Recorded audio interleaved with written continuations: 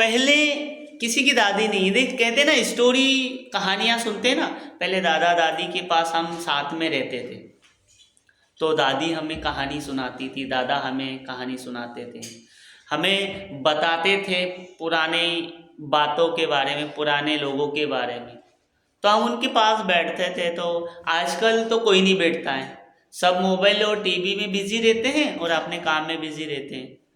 मेहमान भी जाते हैं तो सब अपना अपना मोबाइल चलाते हैं, मेहमान भी एक दूसरे का मुंह देखते हैं, वो भी मोबाइल में बिजी रहते हैं। तो हम एक दूसरे से गॉसिप करते ही नहीं, बातचीत तो करते ही नहीं अपन। तो बातचीत करने से क्या होता है, बातचीत करने से हमारा जो कम्युनिकेशन है ना, बोलने का, वो बढ़ता है, और बातचीत करने से हमारे डाउट्स क्लियर होते हैं, हमारी बातें क्लियर होती है कि हम किस तरीके से बात करते हैं। तो पहले दादी हमें कहानी सुनाया करती थी, आपको भी आपके दादा मम्मी पापा के पास हम सोते थे, हमें कहानियाँ सुनाते हैं और फिर हमें अच्छा लगता था। अब तो हम मोबाइल में देखते हैं, देखते कि नहीं?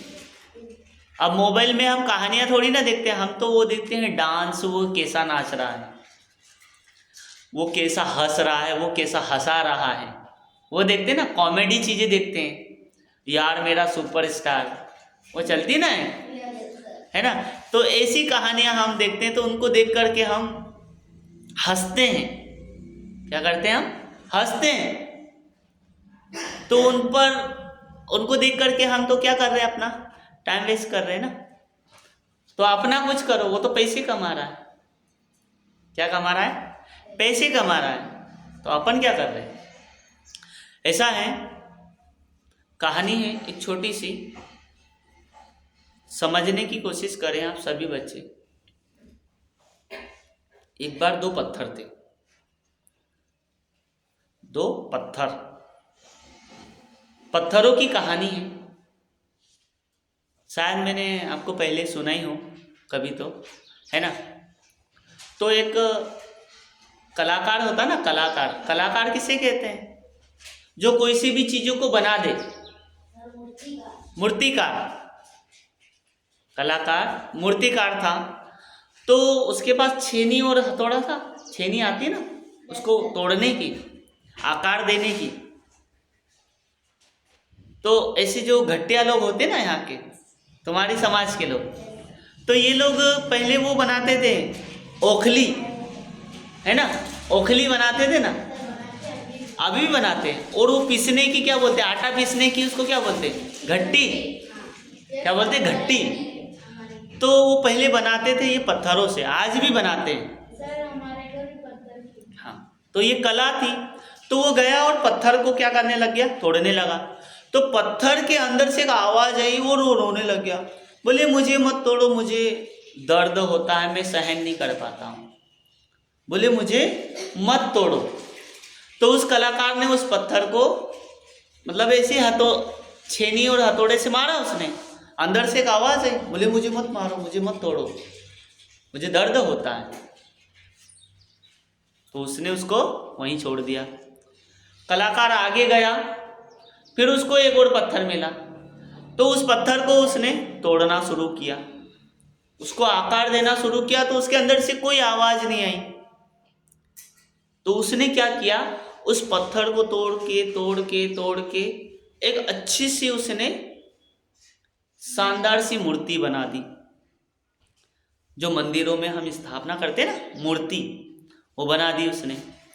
अब मूर्ति उसने बना दी और उस मूर्ति को उसने वहीं छोड़ दिया, क्योंकि वो तो कलाकार था। तो वो तो सोच रहा था कि मैं अपनी कला यहाँ पर बताऊं।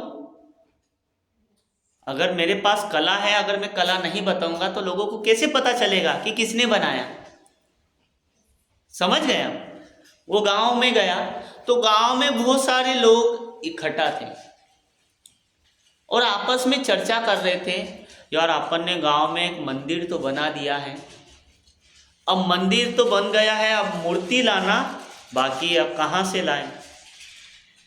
तो कलाकार उनकी बातें सुन रहा था, ऐसी चर्चाएं चल रही थी गांव में। तो कलाकार गया और उन गांव वालों की चर्चा सुन करके बोला भाई क्या हो रहा है? बोले हमने गांव में मंदिर तो बना दिया है, तो अब मूर्ति की ज़रूरत है हमें, तो क्या करें? तो उन्होंने कहा कि इस रास्ते से सीधे जाइए आप, तो वहाँ पर आपको एक मूर्ति मिलेगी बनी हुई, उसको उठा लाइए और अपने मंदिर में स्थापना कर दीजिए। गांव वाले गए, उस कलाकार की बात सुन करके गए और वहाँ से उठा करके उन्होंने मंदिर में स्थापना कर दी। अब मंदिर में स्थापना कर दी, करने के बाद गांव के लोग जाते हैं, पूजा करते हैं, माथा टेकते हैं, नाक रगड़ते हैं, तिलक लगाते हैं, फूल, अगरबत्ती, दूध, ये सब चढ़ावा करते हैं कि नहीं करते?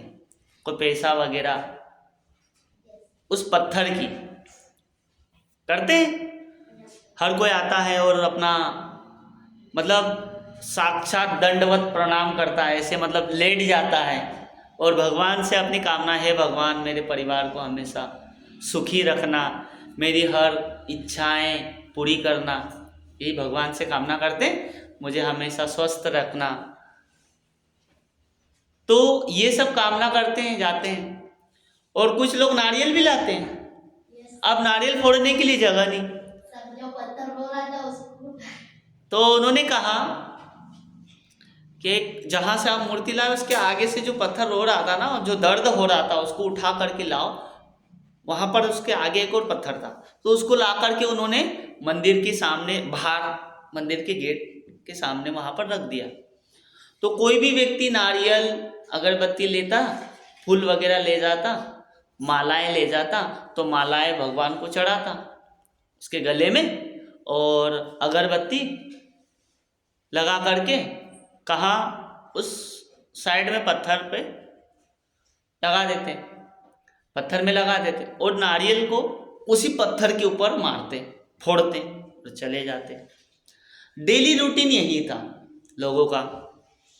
एक दिन आपस में दोनों पत्थर ने बातें की, आपस में, यार तू भी पत्थर, मैं भी पत्थर, लोग तेरी पूजा करते हैं, तेरे को चढ़ावा चढ़ाते हैं, अगरबत्ती लगाते हैं, तेरे सामने माथा टेकते हैं, नाक रगड़ते हैं, और तेरी पूजा होती है, और मैं बाहर बेटा, कोई भी आता है मेरे ऊपर फोड़ के चला जाता है, कोई भी आता है मेरे ऊपर फोड़ के चला जाता है नारियल, तो मुझे।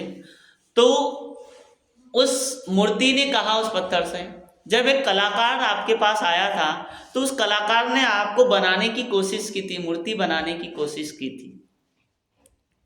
उस समय आप चीख रहे थे, आप रो रहे थे कि मुझे दर्द हो रहा है, प्लीज़ मुझे मत तोड़ो।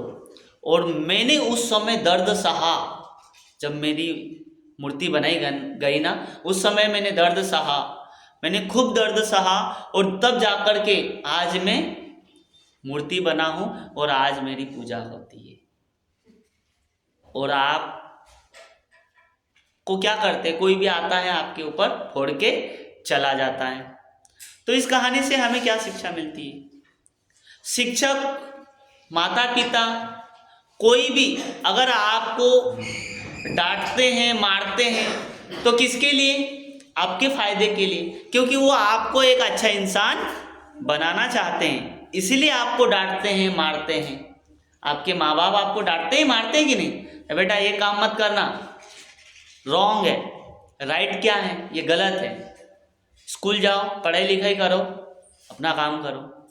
शिक्षक भी आपको मारते हैं, कभी एक स्लेप मार दिए, कभी स्केल मार दी, तो वो उसका इंटेंशन क्या है? सर का मारने का उनका इंटेंशन यही है कि बेटा आप डिसिप्लिन में रहो, अनुशासन में रहो। अनुशासन में रहोगे तो आप भी उसी भगवान की तरह, आपकी रेस्पेक्ट होगी, मान सम्मान होगा, इज्जत होगी, आपको भी, आप भी लाइफ में सक्सेस होंगे, आपको भी लोग मानेंगे।